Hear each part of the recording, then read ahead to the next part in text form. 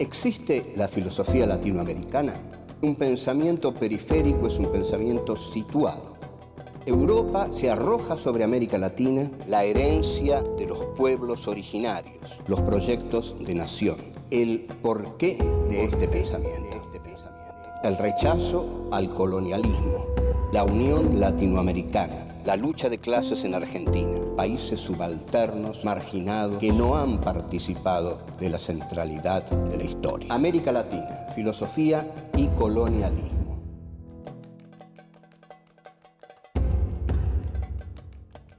Encuentro 2. La filosofía europea y América Latina. 1. El Nuevo Mundo. 2. El sujeto capitalista y la conquista de los entes. 3. Capitalismo y razón instrumental. 4. Las revoluciones en América Latina.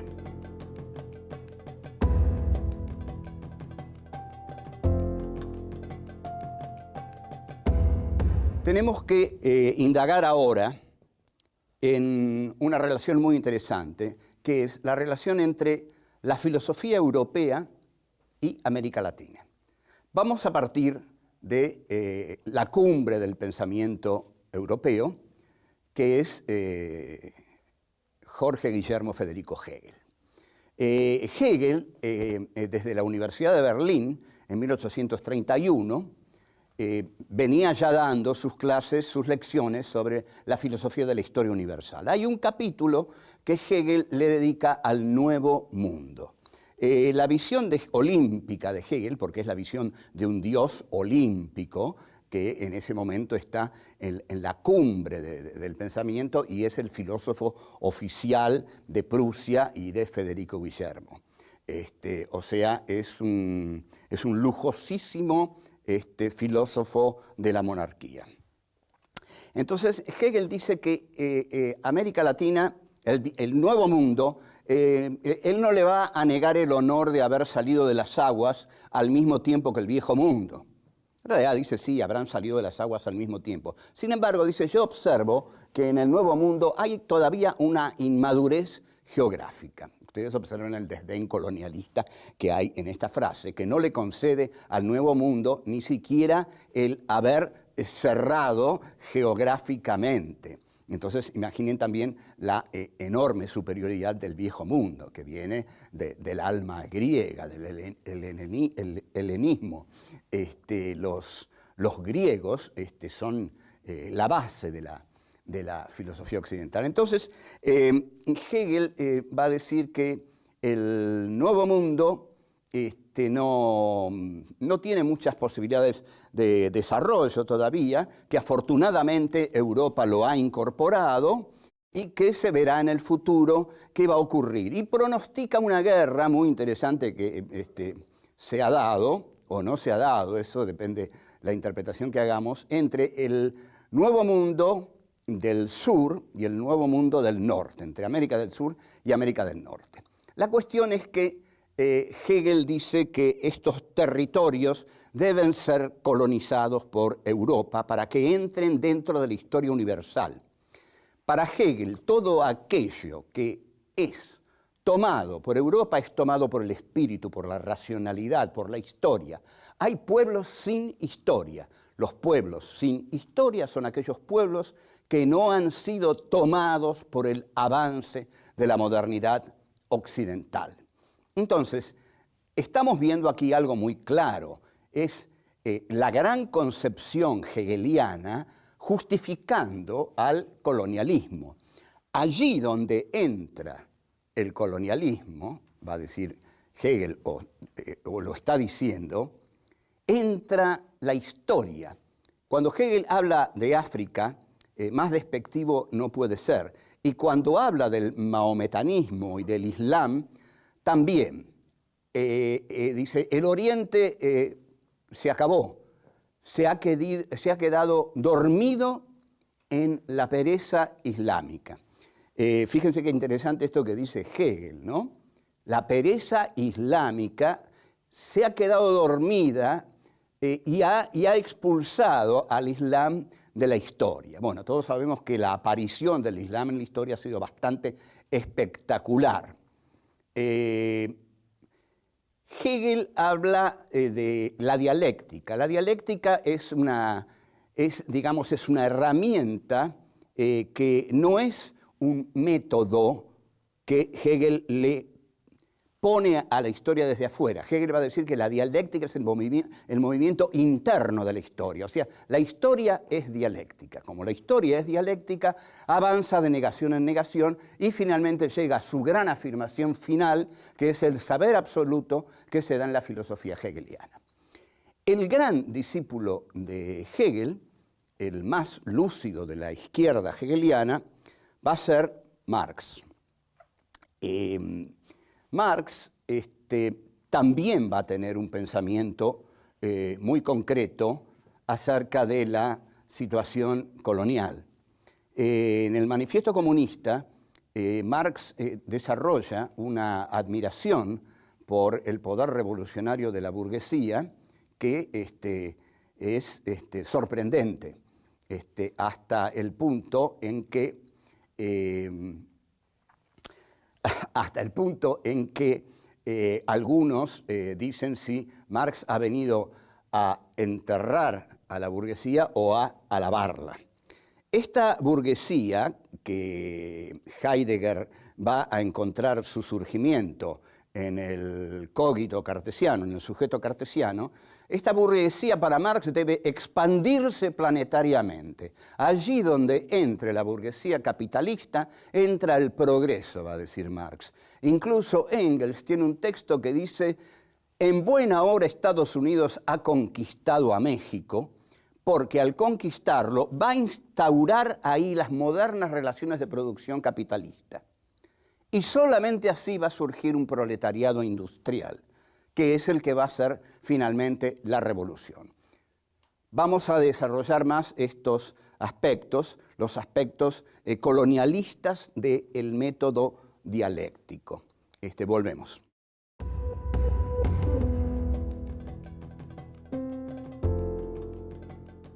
La crítica a la modernidad capitalista la encara Heidegger en los libros que siguen a su primera gran obra maestra, Ser y Tiempo. Concretamente, la crítica es la siguiente. No es solo de Heidegger, ya a esta altura uno puede adoptarla, cambiarla, pero bueno, digamos, este punto de vista lo largó el señor Heidegger, y dice así: con Descartes, el hombre capitalista gana su subjetividad y se pone en la centralidad de la historia. Yo había dicho que el surgimiento fáctico del capitalismo era la conquista de América. Aquí tenemos el surgimiento subjetivo del hombre capitalista. El hombre capitalista está ahora en el centro, porque lo único indubitable es el sujeto. Con Descartes ya sabemos que Descartes dice: de lo único que no puedo dudar es de mi duda, y si yo dudo es porque yo pienso. Entonces lanza esa famosa consigna, pienso, luego existo. Ahora, esta subjetividad capitalista, que ya en los hechos está conquistando el planeta, fortalece al hombre capitalista porque le da la certeza de que la realidad existe porque la piensa el sujeto. Lo fundamental del idealismo filosófico es deducir la existencia de la realidad a partir del sujeto cognoscente. Y esto surge con Descartes y luego se desarrolla con Kant y con Hegel. Ahora bien, Heidegger dice que en ese momento el hombre olvida al ser y se consagra a la conquista de los entes. Esto lo vamos a aclarar porque es fácil. Que el hombre olvide al ser a nosotros no nos tiene por qué importar demasiado. Le importa mucho a Heidegger, digamos. Pero vamos a la cuestión de que el hombre se consagra a la conquista de los entes. Los entes son las cosas. Entonces Heidegger dice que el hombre capitalista que surge, cuya subjetividad surge en Descartes, se consagra a través de la técnica al dominio de la naturaleza, a la explotación de la naturaleza y a la devastación de la tierra. Heidegger no va a hablar de colonialismo, no va a hablar de explotación, no va a hablar de lucha de clases. Es un señor campesino al cual le importa mucho que la tierra sea devastada. Pero está señalando un punto muy importante de la razón occidental. La razón occidental necesita arrasar la tierra para realizar su poder técnico. Necesita arrasar los bosques para construir casas y, como hoy, necesita tener petróleo para que un país enorme funcione, y eso determina una guerra. Si hubiera arvejas en Irak, Estados Unidos no estaría ahí. O sea, son los proyectos imperiales los que determinan las guerras. Si hubiera arvejas, no estaría ahí. Si hubiera petróleo en América Latina, tal como hay petróleo en Irak, Estados Unidos estaría aquí. Es decir, el hombre occidental se guía por su razón, y hay una explotación racional de la naturaleza. Pero este pensamiento de Heidegger es incompleto, porque no señala que ese hombre es el hombre del colonialismo. Heidegger, y por favor yo quisiera que escuchen esto claramente, Heidegger está tan de moda hoy porque es el único pensador de derecha que critica al capitalismo. Entonces toda la filosofía que sigue a Heidegger y quiere huir del marxismo, cuando ve el colapso inminente o no tan inminente de la Unión Soviética, dicen lo siguiente: salgamos de Marx porque la Guerra Fría se soluciona en favor de los Estados Unidos. ¿Qué otro gran filósofo hizo una crítica a la modernidad capitalista? Bueno, Heidegger.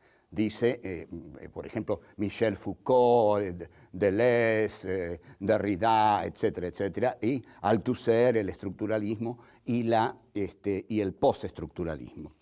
A la vez comienzan a imaginar, a postular la importancia del lenguaje. Entonces, esto hace que los filósofos europeos reemplacen la crítica de Marx por la de Heidegger. Ahora, la de Marx señalaba que la modernidad capitalista instauraba una situación injusta, una situación de lucha de clases en la cual una clase dominaba a la otra y la explotaba. Pero Heidegger no señala eso. Heidegger, que va a terminar en un misticismo zen, lo que dice es que el hombre capitalista, a través de la técnica, devasta al planeta para conquistarlo, pero que el horror para Heidegger va a ser que el hombre capitalista olvida al ser. Y todavía añade algo más extraño, que no solo el hombre capitalista olvida al ser, sino que el ser se retira. Yo, la verdad, estas cosas, los heideggerianos me podrán odiar porque hay todo un enorme club universal de heideggerianos, pero yo no sé a dónde se fue el ser.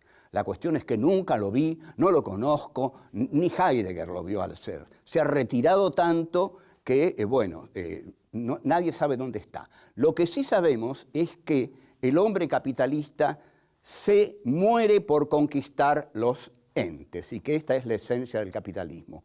Pero Marx a los entes los llamó mercancías.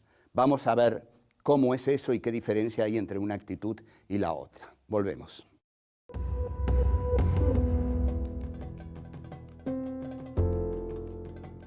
Heidegger influye muy poderosamente en dos pensadores muy importantes, que son Adorno y Max Horkheimer. Adorno y Horkheimer escriben en California, a partir de 1940, un libro fundamental, muy difícil, muy extraño, que se llama Dialéctica del Iluminismo.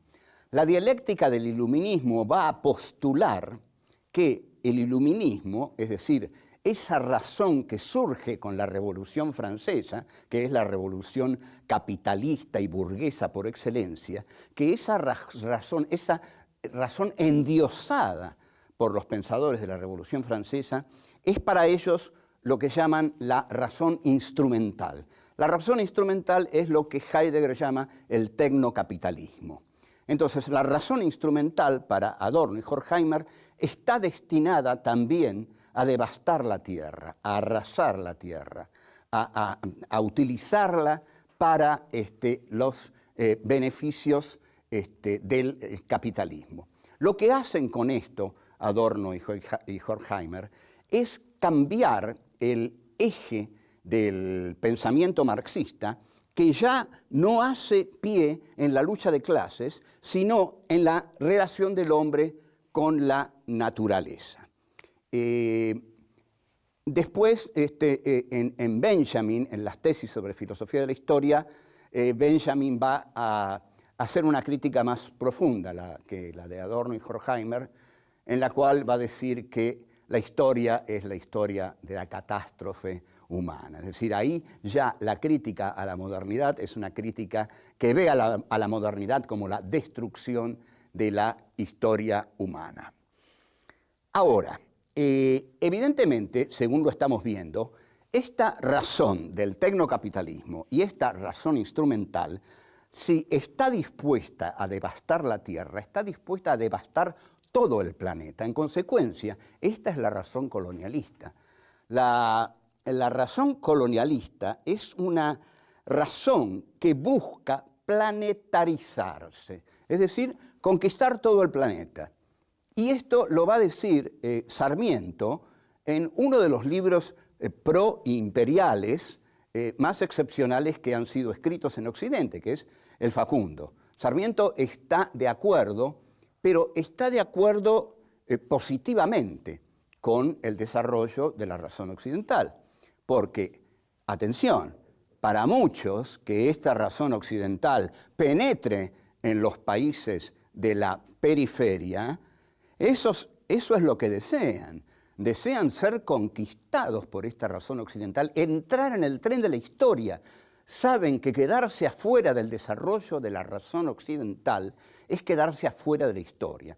Entonces, ideólogos de esta razón, como Sarmiento, ven claramente que aquí, en la Argentina, la modernidad de Occidente la representan las clases portuarias, las clases ilustradas que se relacionan con los países que están a la vanguardia del desarrollo imperial, fundamentalmente Gran Bretaña y Francia. Entonces, con esta certeza de Sarmiento y de Mitre de que ellos encarnan la racionalidad de Occidente, conceptualizan al resto del país como aquellos que no la encarnan. Y aquí es donde surge la contradicción que ha instrumentado el desarrollo del colonialismo, la contradicción entre la civilización y la barbarie. El colonialismo se presenta como la civilización. Allí donde entra el colonialismo, entra el progreso, entra la cultura, entra la progresividad histórica, es decir, aquellos países que se relacionan con los países más desarrollados, los van a seguir en un desarrollo que les va a permitir alcanzar a estos países desarrollados.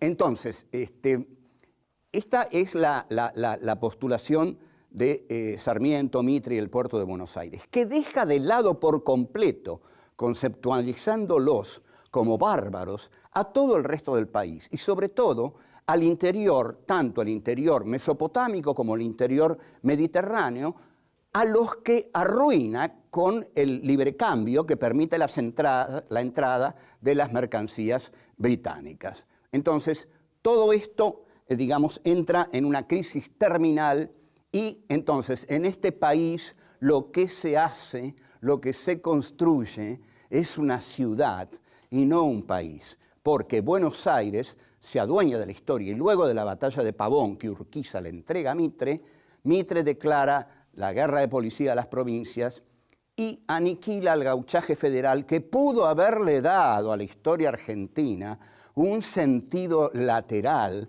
como quería Alberdi, por ejemplo, que quería un liberalismo integracionista. En cambio, el liberalismo fue exterminador y no hubo sentido lateral. Hubo un solo sentido, que fue el de la burguesía comercial de Buenos Aires y los sectores ganaderos y agrarios aliados a ella. Volvemos.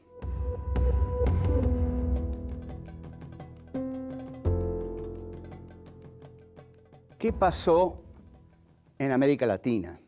Porque estuvimos viendo qué ocurrió en nuestro país, en la Argentina. En la Argentina, digamos, los sectores dominantes aceptaron acríticamente la modernidad capitalista, creyendo que los llevaría al progreso. En todo el resto de América Latina ocurrió algo absolutamente similar.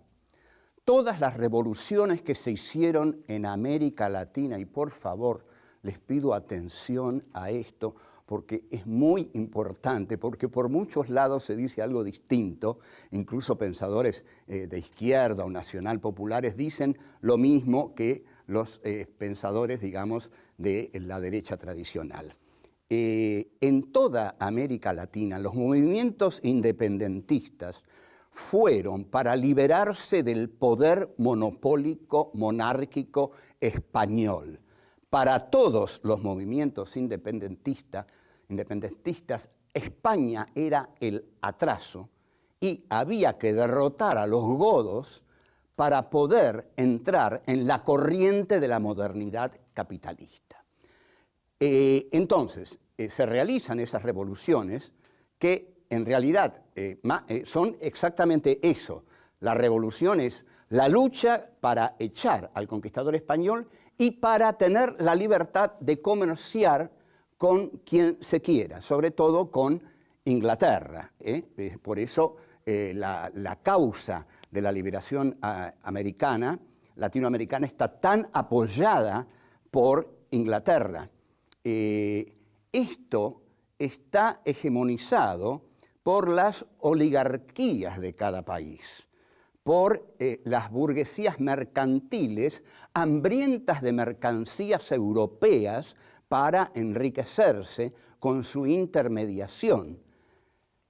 De aquí que todo proyecto de unidad de América Latina haya fracasado por completo, porque América Latina no buscó su unidad, buscó lo que se ha llamado su balcanización o su desunión, porque todas esas oligarquías no querían unirse, cada una quería hacer su propio negocio a partir de su propio país.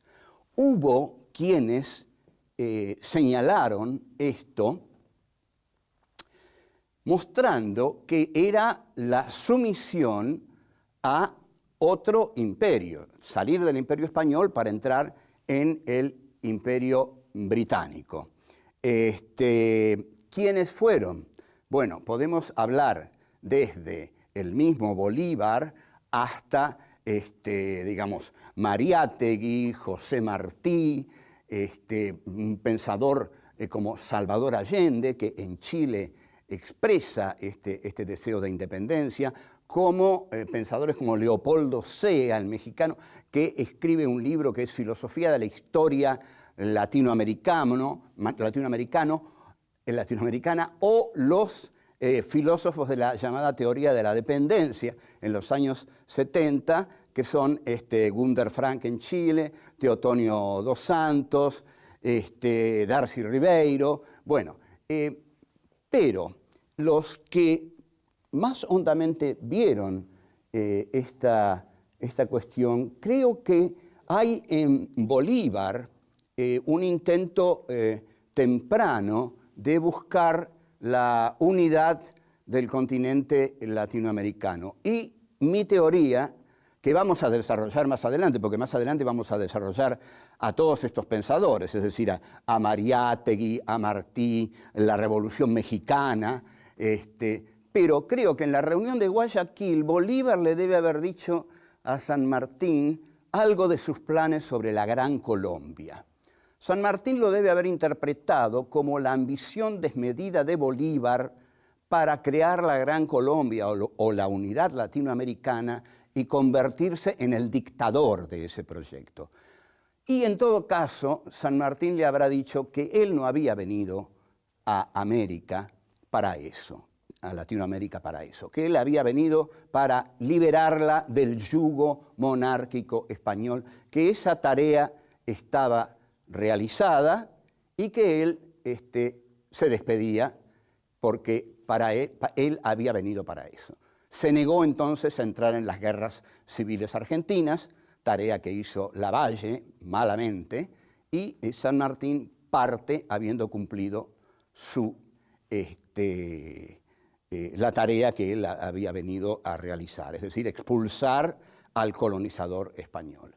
O sea, las conclusiones que nosotros tenemos que sacar es que en toda América Latina, con distintos matices, a veces muy importantes, se da un mismo proceso de salir de la dominación española para entrar en relaciones económicas y culturales con el Imperio británico, con Francia, es decir, con la modernidad capitalista. América Latina advierte que el tren de la historia va por ese lado y que el atraso iba por España. Por eso hay que salir de España y entremos en este otro tren, que es el del capitalismo progresivo, que nos va a llevar a nuestro desarrollo.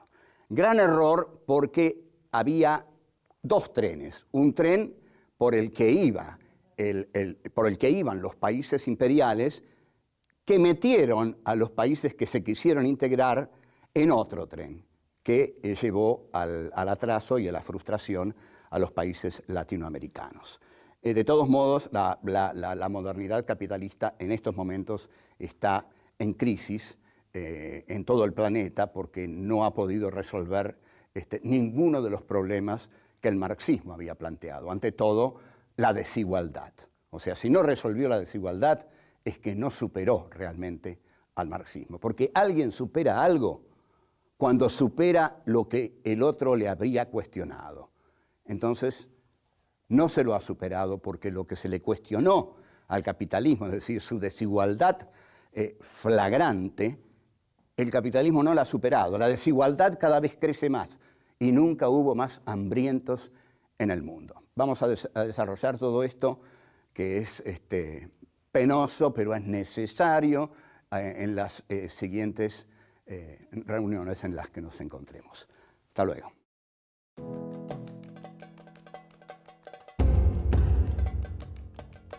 Hay pueblos sin historia.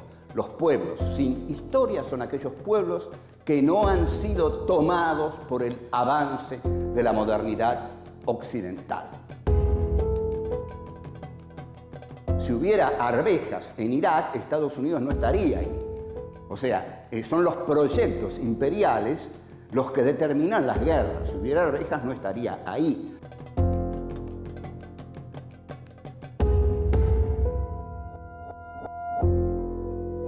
La historia es dialéctica. Como la historia es dialéctica, avanza de negación en negación y finalmente llega a su gran afirmación final, que es el saber absoluto que se da en la filosofía hegeliana.